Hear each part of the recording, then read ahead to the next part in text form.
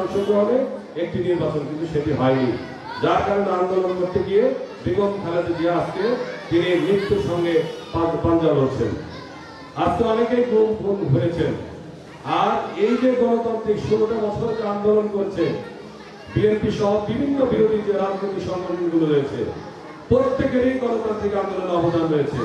সেই গণতান্ত্রিক আন্দোলনের ধারাবাহিকতায় এই যে আপনার জুলাই আন্দোলনের যে ছাত্র জনতার যে গণঅভ্যুত্থান, আমাদের প্রত্যেকটা সন্তান যারা স্কুলে পড়ে, যারা কলেজে পড়ে, যারা ইউনিভার্সিটিতে পড়ে, তারা বিগত জুলাই আন্দোলনে 1 বছর হতে চলল, সেই আন্দোলন করে বুকের তাজা রক্ত দিয়ে ছাত্র জনতারা জীবন দিয়ে এ দেশ থেকে ফ্যাসিবাদ মুক্ত করেছে।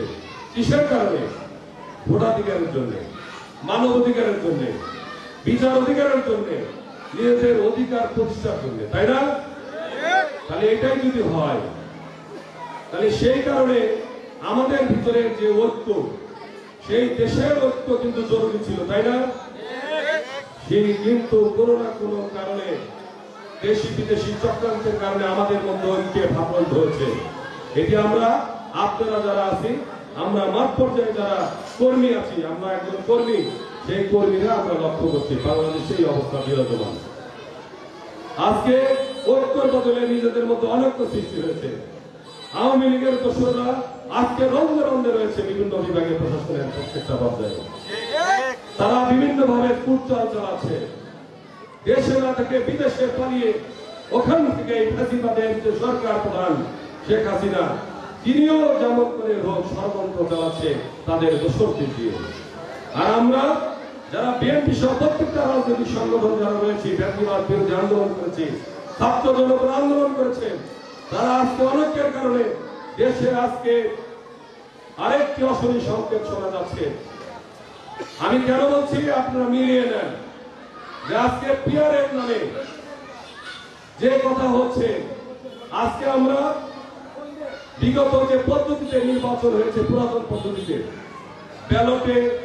ব্যালট বাক্সে যে ব্যালট পেপারে সিল মেরে আমরা বাক্সে যে ফেলতাম, সেই আন্দোলন শুরু করেছি তত্ত্বাবধায়ক সরকারের অধীনে, নিরপেক্ষ তত্ত্বাবধায়ক সরকারের অধীনে ব্যালট পেপারে সিল মেরে আমরা বাক্সে দিয়ে নিজেদের যে চাওয়া, ব্যক্তি পছন্দ, প্রতীক পছন্দ, আমরা সেই সিল মেরে আমরা বাক্সে দিব। এই জন্য আন্দোলন করেছি নাকি? কিন্তু আমরা লক্ষ্য করছি এই নির্বাচনকে যাতে কোনোভাবে বাধাগ্রস্ত করা যায়, নির্বাচন নিয়ে যাতে মানুষ বিভ্রান্ত হয়, সেই কারণে পিআর পদ্ধতি আজকে আলোচনা শুরু করেছে। আমরা পিআর পদ্ধতি, আমরা নিজেরা যারা বিএনপি করি, যারা বিভিন্ন সংগঠনের নেতৃত্ব দেই, যারা মাঠ পর্যায়ের কর্মী রয়েছে, আমরা নিজেরাই তো পিআর পদ্ধতি সম্পর্কে ভালো অবগত। তাহলে আমরা সেই পূর্বের যে প্রচলিত নিয়ম অনুযায়ী যে আমরা ভোটদান করেছি, সেই ভোটদান পদ্ধতিতে না গিয়ে 1 বছর হলো না, ফ্যাসিবাদ বিদায় দিলাম, হঠাৎ করে আবার পিআরের আবির্ভাব, এই যে আলোচনা, এটার থেকেই মনে হয় কোন ষড়যন্ত্রের গন্ধ রয়েছে এর মধ্যে। আরেকটি কথা বলবো, আজকে এই যে জুলাই সনদ, এই জুলাই সনদ নিয়েও কিন্তু অনেক অবস্থা আমরা দেখছি। আজকে সব দল কিন্তু জুলাই সনদে সম্মতি দিয়েছে, একটি দল অসম্মতিতে ছিল, তারাও সম্মতি দিয়েছে।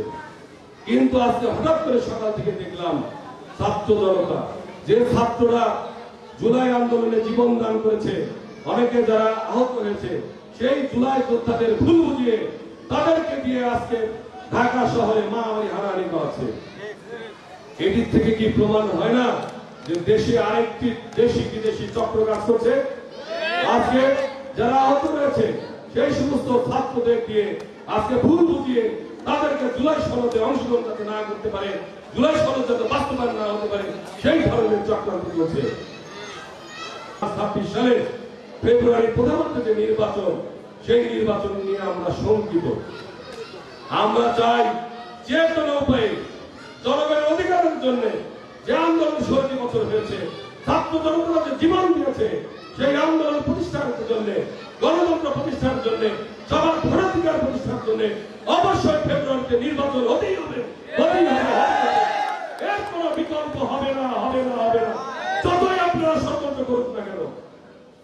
তাই আপনাদের উদ্দেশ্যে বলতে চাই, আমরা বিএনপি যারা করি, আমরা এদেশের যারা নাগরিক, যে দলই আমরা করি না কেন, আমাদের উদ্দেশ্য কি?